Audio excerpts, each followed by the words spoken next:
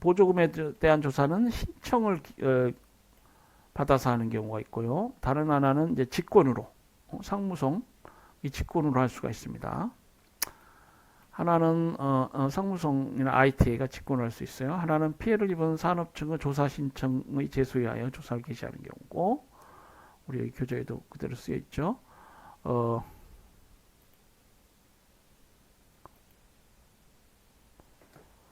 다른 하나는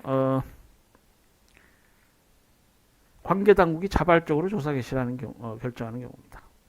그러나 산업 측의 신청에 의하여 조사를 개시하는 것이 일반적입니다. 신청을 받아서 하는 경우가 일반적이에요. 그러니까 산업이 이제 신청을 할 때 그 보조금의 존재 규모, 국내 산업 피해, 보조금지금 물품의 수익과 피해 발생과의 인과관계에 대한 증거, 뭐 반덤핑 협정에서 본 그대로입니다. 이거를 사실을 적시해가지고 조사해 주시오 이렇게 신청해야 돼요. 그러니까 자국의 상무성에 이제 신청을 해야 됩니다. 산업 측의 신청에 대하여 당국은 조사 개시 앞서 조사 신청과 함께 제시된 증거의 정확성, 적합성 등을 중심으로 조사 개시가 정당화될 수 있는지 여부를 검토해야 한다. 또한 조사 신청이 국내 산업의 지지를 받고 있는지 여부를 검토해야 한다. 일정 비율 요건을 충족시켜야 됩니다. 지난 시간에 설명을 드렸죠. 뭐 제가 재적 의원 몇 프로, 투표 의원 몇 프로, 뭐 이렇게 해가지고 설명을 드렸습니다. 그러니까 지지자의 생산량이 지지 또는 반대 의사 표시자, 지지 또는 반대 의사 표시자는 이제 투표를 한 의원이라고 보면 됩니다. 그러니까 투표한 의원의 50% 이상이 지지해야 돼요. 그리고 지지자 생산량, 이거는 이제 재적 개념 비슷한 겁니다. 국내 총 생산량의 25% 이상. 그러니까 지지자가 재적 의원 25%, 그 당의 산업 분야 생산량의 25%. 이제 생산량이 되는 것이죠. 사람이 아니라 사장 이미 몇 명이냐 이게 아니고 생산량 기준으로 이렇게 하게 됩니다. 조사 개시 결정이 있기 전에는 조사 개시 신청을 공표해서는 안 된다. 미리 공표하면 안 되겠죠. 물론 그 반덤 입장에서 나왔습니다만 결정이 있으면은 그것을 신속하게 이해관계 당사자에게 통보해 줘야 됩니다. 다음으로 이제 보면은 특별한 상황에서 당국이 자발적으로 조사 개시를 하는 경우, 그러니까 직권에 의해서 조사가 개시되는 경우가 있는데, 이때도 역시 마찬가지입니다. 보조금 피해, 보조금과 피해가 간의 인과관계 존재, 뭐 이런 것들이 필요하고요. 충분한 증거가 있어야 됩니다. 그래서 보조금 금액 규모에서 보조 금액이 상품가액의 1% 미만인 소액이거나 보조금 지급 물품의 수입량 또는 피해 정도가 무시할 만한 니그리저블이었죠. 조사는 즉시 종결돼야 한다. 그래서 극소 기준, 뭐 소액 기준, 디데메너스, 또 니그리저블 기준이 있다. 숫자는 좀 다른 것 같습니다. 반덤핑 협정에서는 소액 기준이 2% 아니었나요? 보조금의 경우는 조금 엄격한 것 같습니다. 조사는 원칙적으로 1년 이내에 종결돼야 하며 조사 진행 중에는 당해 상품의 수입 통관 절차에 영향을 주어서는 안 된다. 그래서 말씀드렸다시피 신속한 재판을 가할 권리, 이거 문명국 헌법의 기본 원칙이죠. 이 조사 같은 것도 이 뭐 재판 절차 라고는 할 수 없지만 뭐 사법 절차로서의 뭐 형사 절차에 준하니까요. 그 시한이 명확해야 되고요. 또 신속해야 합니다. 자, 그림 5-7 상계 조치 절차가 있고요. 이 절차는 1년 이내에 마무리돼야 되고요. 아무리 길어봤자 1년 6개월 이내야 됩니다. 그 이상이 될 수가 없어요. 그래서 이제 조사 신청, 조사 개시 여부 결정, 뭐 신청이 기각될 수도 있고요.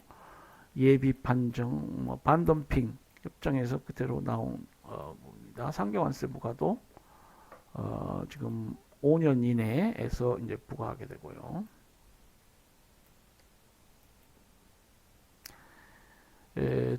조사는 이제 정보 수집과 증거, 정보를 수집하고 증거를 모아야 되겠죠.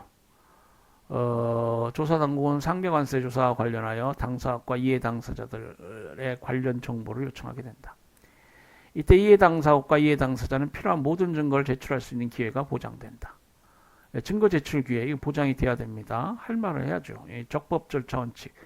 물론 이제 그것이 절차가 그 효익보다도 절차로 인해서 얻는 효익보다도 비용이 과다하면은 뭐 절차가 생략될 수 있는 경우가 있습니다. 그 적법 절차 원칙의 하나의 어떤 원칙이니까요. 보장되어야 할 절차가 뭐냐, 얼마나 엄격한 절차이냐, 이런 것들은 그 절차가 생산하는 효익에 비례해서 달라질 수 있습니다. 자, 조사 절차에 참여가 보장되는 이해당사자는 조사 대상 부분 수출자, 외국 생산자, 수입자 또는 이들의 단체, 그리고 수입국의 동종상품 생산자 또는 이들의 단체 등이 되겠습니다. 조사당국은 이해당사자와 이해당사국의 조사에 필요한 질문서, 반덤핑 조사에서도 그랬죠. 먼저 질문서를 보내고요. 최소한 30일 이상의 답변 기간이 허용되고 답변 기간의 연장도 가능합니다. 당국은 가능한 한 모든 이해당사국과 당사자들이 당해 현안에 대한 적절한 정보에 접근할 수 있는 기회가 보장돼야 합니다. 우리나라 뭐 형사 절차에서 뭐 변호인들이 뭐 수사 기록에 접근할 수 있는 권리가 헌법적으로 보장되듯이 뭐 이해 당사국 그리고 당사자들이 이러한 적절한 정보에 접근할 수 있는 기회가 보장되어야겠죠. 이러한 정보에 기초하여 자신의 주장을 준비할 수 있는 기회를 제공해야 한다. 비밀 정보는 보안이 유지되도록 적절하게 고려돼야 한다. 당국은 조사의 결과를 기초로 제가 물을 좀 옆에다 갖다 놨습니다. 조사의 결과를 기초로 관련 당사자나 당사국이 제공한 정보의 정확성을 입증해야 한다. 조사당국은 당해 국가가 반대하지 않을 경우 그 국가 영역 내에서 조사를 시행할 수 있다. 반덤핑 협정 법문하고 똑같습니다. 나중에 원문을 간략히 좀 보겠는데요. 이렇게 동일하다 봅니다. 관련 당사자가 당사국의 합리적인 기간 내에 필요한 정보의 접근을 거부하거나 조사를 방해하는 경우에는 이용 가능한 사실에 근거하여 잠정 결정이나 최종 결정을 내릴 수 있다. 그러니까 이런 경우는 이제 관련 당사국이 어떠한 일정한 뭐 거부를 할지 조사 방해 뭐 이런 경우가 있는 경우입니다. 뭐 어떤 협조를 적극적으로 안 하면 또 할 수 없는 경우도 많이 있고요. 실제로 우리나라의 반덤핑 조사, 보조금 조사 관련해서 그런 경우가 많이 있었어요. 그러면 이제 미국 정부가 자신들이 이용할 수 있는 이용 가능한 사실에 근거해서 결정을 내리게 됩니다. 그래서 이제 이런 경우가 많이 있어서 억울할 수가 있습니다. 그러니까 그 조사 절차에 적극적으로 법률 전문가의 어떤 대리를 구해서 이 법 절차에서 자신의 이익을 방어할 수 있어야 되겠죠. 최종 결정 전에 조사당국은 확정적 조치 여부의 결정에 기초가 되는 중요 사실을 모든 이해 당사국이나 이해 당사자들에게 자신의 이익을 변호할 수 있도록 충분한 시간적 여유를 두고 통보해야 한다. 그렇죠? 그러니까 아까 말씀드린 대로 뭐 정보에 접근할 수 있는 기회, 또 자신의 주장, 입증을 충분히 할 수 있는 그런 기회를 보장해야 됩니다. 그게 적법 절차 원칙이 지향하는 바죠. 조사가 개시되기 전이나 조사 기간 중이라도 당해 사안에 대한 사항을 명백히 하고 상호 합의에 의한 해결안을 모색하기 위한 협의를 하여야 한다. 그래서 그 이것이 이제 뭐 형사 절차에 준하는 그런 엄격한 그러니까 불이익 처분을 향하는 건 절차이긴 해도요. 결국 이게 경제적인 문제고요. 어떤 원만한 상호 합의를 통해서 해결될 수도 있다는 것이죠. 이제 보조금 관련해서 말씀드린 대로 이 보조금의 계산 문제가 있습니다. WTO에서 뭐 보상 관련해서 그 문제된 조치를 철폐하라. 철폐되지 않으면은 그 보상을 해야 되는데 이때 그 보조금 지원이 어느 정도 규모의 경제적 효과를 내느냐 뭐 이런 것들을 전문적으로 경제적 학적으로 이게 판단해야 됩니다. 그리고 이 국내 절차에서도 이 보조금액 을 계산해서 그 효과를 상쇄할 만한 수준의 상계관세를 부과하죠. 그렇기 때문에 이 보조금액 계산은 중요합니다. 그런데 뭐 현금을 직접적으로 이전했다 이런 것들은 뭐 쉽죠. 금액이 명확하고 수가 있는데요. 이게 이제 여러 가지 뭐 법 제도를 통해서 기업에 혜택을 준다 했을 때 명확하지 않는 숫자적으로 명확하지 않은 혜택이 많이 있습니다. 그래서 보조금의 계산 문제가 나오는데요. 이 보조금 혜택을 계산하는 방법은 보조금의 수취인이 받는 혜택의 관점에서 보조금의 규모를 측정하는 방식을 취해야 돼. 기업이 얼마나 혜택을 받았느냐. 구체적인 보조금의 계산 방법은 당해 회원국의 법규로 정하도록 하고 있다. 그러니까 이 기업 기준입니다. 어떤 법제도가 있었다. 정부가 이 정도를 의도해서 보조했다. 이게 중요한 게 아니고 결국 그 기업이 얼마나 혜택을 받았느냐. 그런 관점에서 보조금 규모를 측정해야 됩니다. 자, 보조금의 계산은 다음과 같은 지침에 부합해야 한다. 첫째, 정부의 지분 참여는 민간 투자자의 통상적인 투자 관행에 비추어 부적절하다고 판단되지 않는 한 혜택으로 보지 않는다. 정부도 우리 그 예산 의 수권이 있으면은 민간 기업 주식을 매입한다 할지 지분 참여를 할 수 있죠. 이런 경우에 민간 투자자처럼 통상적인 투자를 행하면은 이건 보조가 아닙니다. 그렇지 않고 부적절할 수가 있겠죠. 그 기업에 유리하게, 그 산업에 유리하게 지분 참여를 하면 보조금이 될 수 있습니다. 정부로부터의 대부는 수혜기업이 그 대부의 대가로 정부에 지불한 금액과 시장에서 조달할 수 있는 비교 가능한 상업적 차입에서 지불하는 금액과의 차이만큼을 혜택으로 본다. 말은 굉장히 어려운데 결국 상업 이자율, 상업 대출 이율하고 차이가 있는 경우가 있을 수 있습니다. 그러니까 일반 은행에서는 상업 은행에서는 대출 시에 뭐 10%, 뭐 15% 이렇게 이율로 대출했다. 연. 그런데 정부는 뭐 3% 이율로 대부했다. 그럼 보조금이 되겠죠. 자, 정부에 의한 대부 보증 사망입니다.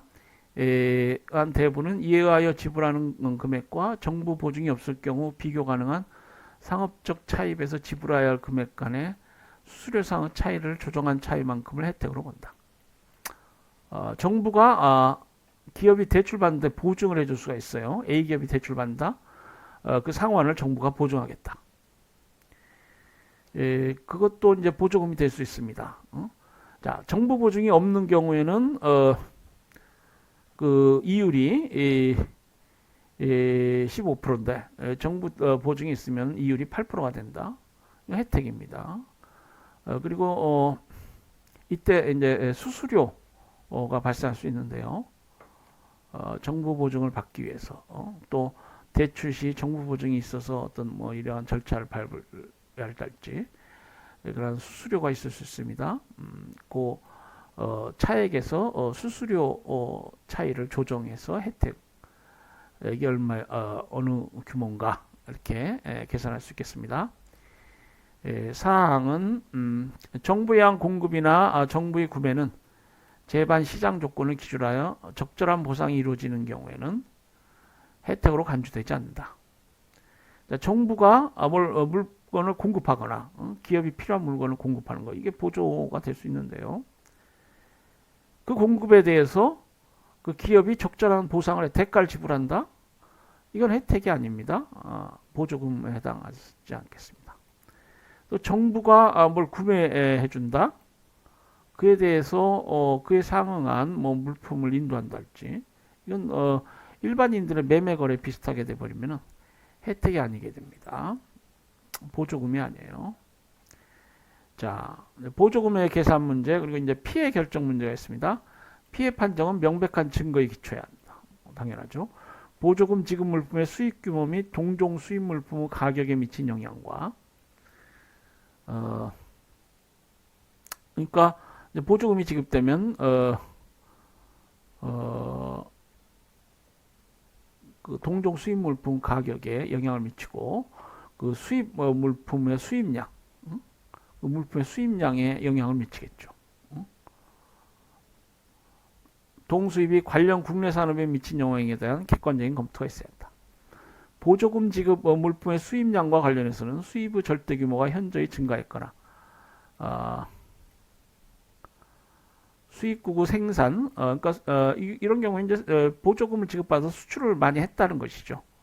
A국 기업이 B국 기업의 A국으로 정부로부터 보조를 받아서 유리한 조건에서 B국에 이제 수출하고, 그러면 그 수입 그 규모 얼마나 증가했느냐, 현저히 증가하면은 이제 피해 결정이 날 수 있습니다. 또 수입국 생산 또는 소비와 비교하여 그 상대적 규모가 현저히 증가했는지를 고려한다. 보조금 지급 물품 수입의 가격에 대한 효과와 관련하여 조사 당국은 수입으로 인하여 가격이 상당한 정도로 하락하였거나 발생하였을 가격 상승을 억제했는지 여부를 고려해야 한다.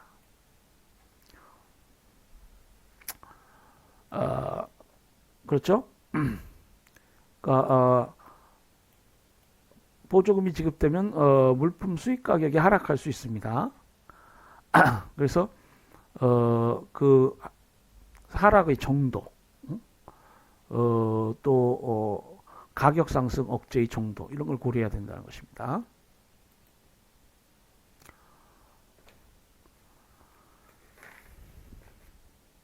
그래서 이 피해 결정에 있어서는 보조금 지급 물품 수입으로 인한 국내 산업의 영향과 관련해서는 생산, 판매, 우리 교재 196페이지 있죠. 시장 점유율, 이윤, 그 끝에 부분이 좀 잘려가지고 교재를 여러분이 보셔야 되겠습니다. 생산성, 투자 수익, 설비 가동률 등의 실제적, 잠재적 감소, 국내 가격에 영향을 미치는 요인, 현금의 흐름, 재고, 고용, 임금, 성장, 자본 조달 및 투자 등에 있어서의 실제적 혹은 잠재적인 부정적 효과, 이런 여러 가지 전문적이고 경제적, 경영학적 판단이 필요한 겁니다.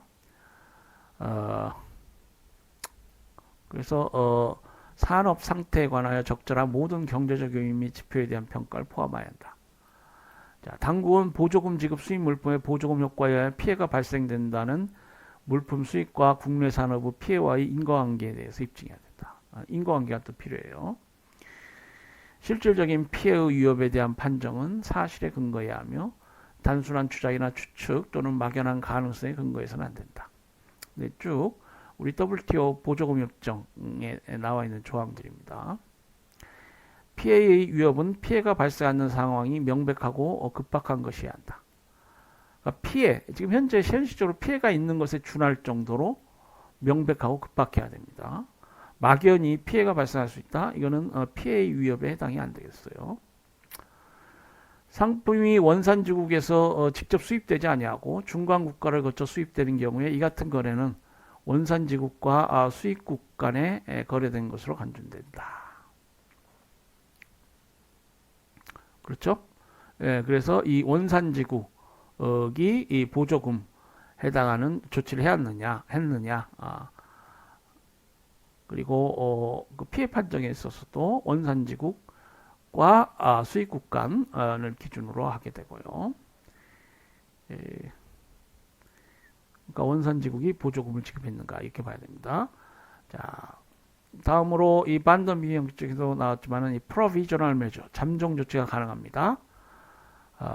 이 잠정 조치라는 건 조사가 완료되고 이에 대응하기까지 상당한 시일이 소요된다.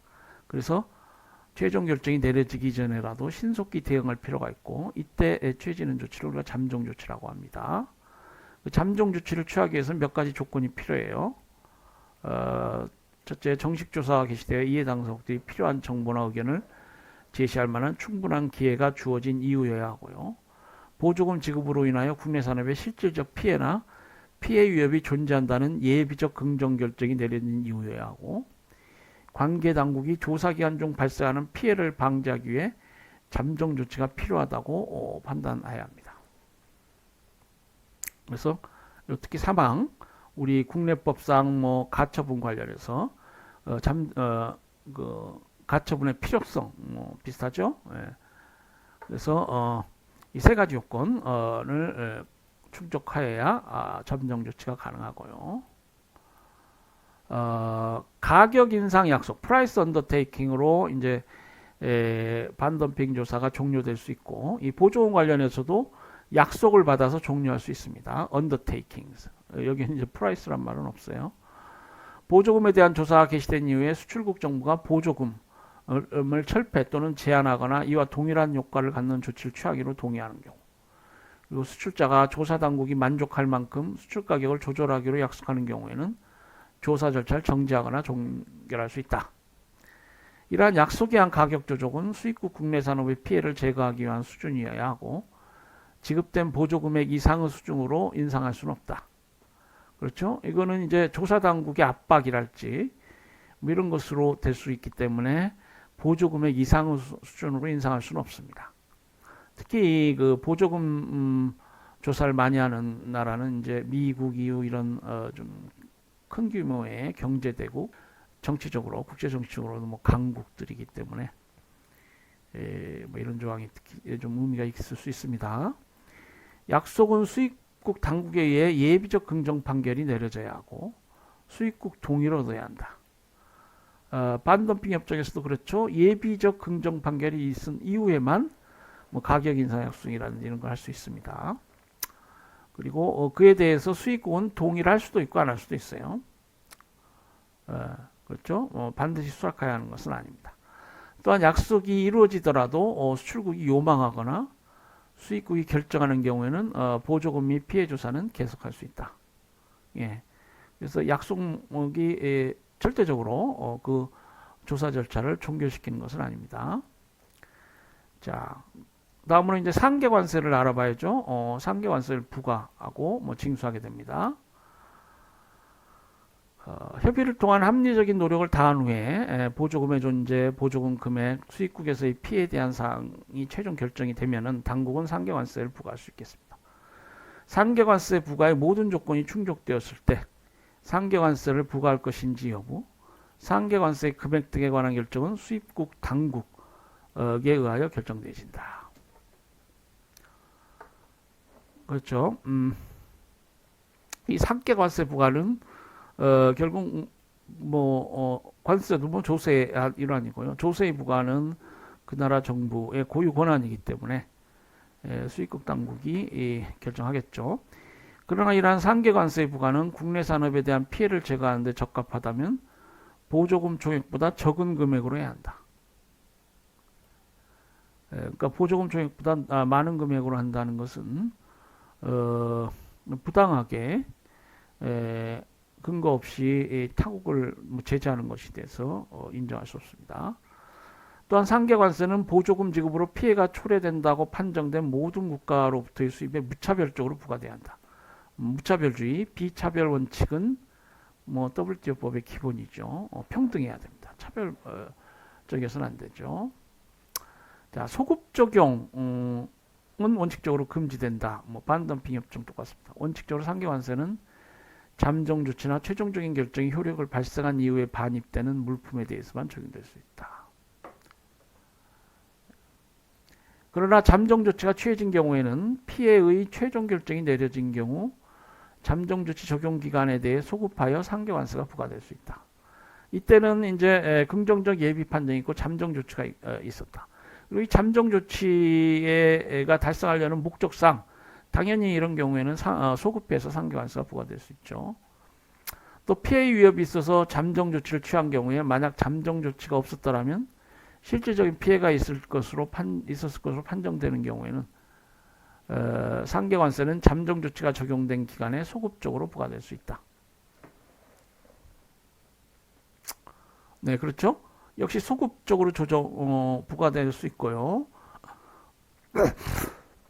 다만 이때는 이제 피해가 아니고 피해 위협이니까 만약 잠정 조치가 없었더라면 실질적인 피해가 있었으로 판정돼야 됩니다.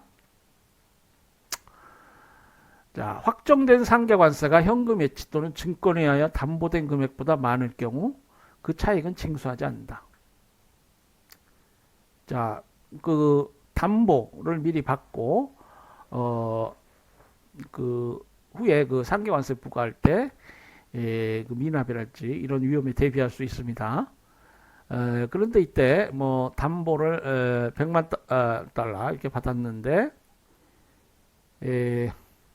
나중에 확정된 상계관세는 120만 달러다.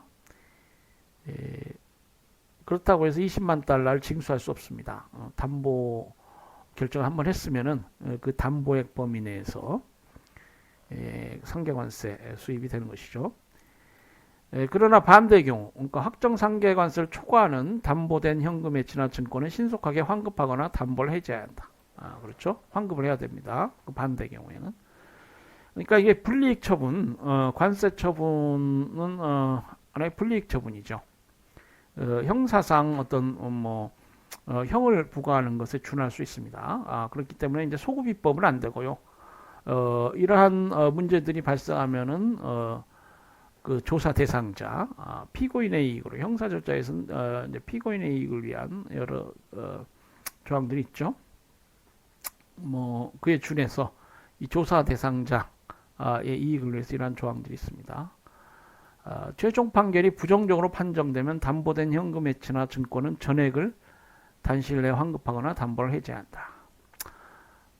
당연하죠. 상계조치 존속기간, 상계관세는 피해를 발생시키는 보조금 효과를 상쇄하기 위한 필요한 범위 내에서 시행돼야 하며 이에 필요한 기간에 한해서만 시행돼야 한다. 조사당국은 상계관세의 계속 여부를 재심사하여 상계관세 부과가 더 이상 타당하지 않다고 결정되는 경우에는 즉시 종료해야 한다. 또한 모든 확정 상계관세는 원칙적으로 부과일로부터 5년 이내에 종료돼야 한다. 그리고 약소의 경우에도 마찬가지다. 그러니까 5년 이내를 정해서 확정 상계관세를 부과해야 됩니다. 그리고 상계관세의 계속 여부에 관한 재심사가 있죠. 이게 기간이 길기 때문에 그 기간 중에 그 상계관세를 계속 부과하는 것이 불합리할 수 있습니다. 당사자의 신청, 주로 신청을 받아서 이 계속 여부를 재심사하게 됩니다. 이 상계관세 부과는 이제 국내법상 하나의 관세 부과 처분, 행정 처분입니다. 그렇기 때문에 이에 관해서는 이제 뭐 행정 처분에 대한 뭐 이의랄지 행정청 내에서 뭐 항고 처분 뭐랄까요, 항고 소송이랄지, 그러니까 행정청 내에서 이제 다퉈질 수가 있고요. 행정 심판이라고 하죠.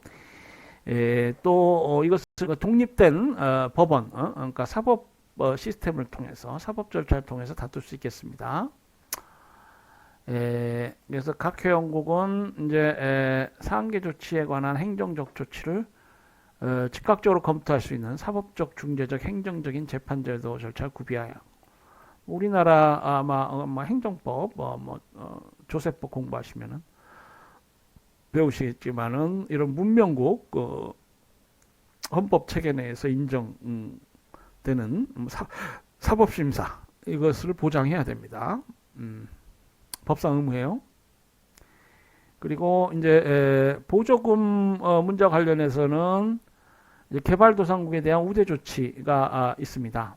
그러니까 이제 이 WTO 협정은 기본적으로 무차별주의, 모든 회원국을 평등하게 최애국 대우, 뭐 내국민 대우 그런 것들이 다 그러한 원칙 내용이 되는 것이죠. 그러나 실질적 정의 관점에서 개발도상국을 우대할 수 있습니다. 뭐 개발도상국이라고 무조건 우대하는 것은 이것도 일종의 차별입니다. 뭐 지금 미국 사회에서 많이 문제되고 있는 affirmative action, 역차별. 그러니까 다수인 흑인, 과거에는 이제 다수인 백인, 과거에는 흑인이 차별을 받았는데 이제 역차별을 하고 해서 백인이 차별받는 것들이 뭐 법정에서 많이 문제되고 그렇습니다. WTO법도 이런 실질적 정의 관점에서 이제 개발도상국에 대한 우대 조치를 할 수 있고요. 이건 법에 따라 이게 행해져야 되겠죠. 자, 개발도상국에 있어서는 이 보조금이 경제개발에 중요한 역할을 합니다. 보조금에 대한 규범을 개발도상국에까지 엄격하게 적용하는 것은 개발도상국의 발전과 세계 경제의 균형적인 발전을 위해서 바람직하지 못하기 때문에 일부 개발도상국에 대해서는 적용이 면제되고 적용이 면제되는 수준의 어떤 그 우대를 하는 것은 이제 극빈 회원국에 해당이 되겠습니다. 또 일부 개발도상국에 대해서는 시행상의 유예 기간을 허용하고 있다. 먼저 수출보조금에 있어서는 극빈 개도국에 대해서는 수출보조금 지급금지가 적용되지 않습니다. 수출보조를 할 수 있어요. 다음으로 여타 개발도상국은 WTO 효력 발생 후 8년 동안 유예 기간을 갖고 이 기간 동안에 점진적으로 철폐해 나가야 합니다. 그래서 이제 우리가 보통 상식적으로 뭐 개발도상국 뭐 이런 얘기를 하지만은 이제 이때 이 협정에서 사용되기 때문에 이런 극빈개도국이나 개발도상국은 하나의 법적인 개념이 되겠습니다. 이 협정 내의 개념이 되겠어요. 또 이 기간 중에 수출보조금의 강화는 허용되지 않으며 경제발전에 도움이 되지 않는 보조금은 조기에 철폐해야 한다. 수출보조금을 강화하는 것까지는 허용하지 않겠죠. 또한 개도국이라 할지라도 특정 상품이 수출 경쟁력을 충분히 갖춘 경우에는 동상품에 대한 수출보조금을 철폐해야 한다. 그렇죠. 개발도상국에 대해서는 구제 절차에서도 상계관세 부과 조치의 허용폭을 좁게 하고 있다. 개발도상국 원산지 물품에 대해서는 공여된 보조금 수준이 물품 가격이 2%를 초과하지 않을 경우나 보조금 지급 물품 수익량이 수입국 동종 물품 총수입 후 4% 미만인 경우에는 약간은 그 1%였나요? 좀 높죠. 그러니까 2%까지 그 디미니머스 미소 기준 해당이 됩니다. 그래서 이제 그런 경우에는 조사를 즉시 종결하게 됩니다. 자, 협약의 운용 이제 이 그 보조금 및 상계 조치에 관한 협정도 이게 국제 협정이니까요. 이제 국제법상 그 끝법 부분에 가면은 그 협정 운용에 관한 어떤 보일러 플레이트라고 우리가 보통 부르는 그런 전형적으로 들어가는 그런 조항들이 있습니다. 자, 협약 운용 관련해서 회원국은 매년 6월 30일 이전에 해당 연도에 있어서 자국 내의 보조금 목록을 WTO에 제출해야 한다. 제출되는 보조금 목록은 보조금 상계조치위원회가 정기회의에서 검토하고 매 3년마다 개최되는 특별회의에서 제출된 전체 보조금 목록을 검토하게 된다. 그래서 미리 보조금 목록을 받아서 그 회원국의 보조금 정책을 알아두면은 이 협약을 운용하는데 좋겠죠. 그런 조항들이 있습니다. 네, 강의를 하다 보니까 시간이 너무 지났네요. 편집을 해서 좀 올려놓겠습니다. 조금 양이 많더라도 여러분 좀 부담이 되더라도 뭐 열심히 공부하시기 바랍니다. 그러면은 오늘 강의를 여기까지 하고요. 다음 시간에 산해피해 구제에 관한 긴급 수입 제한 조치 부분으로 넘어가도록 하겠습니다. 강의 들으시라고 수고하셨습니다. 행복한 저녁 되시기 바랍니다. 안녕히 계세요.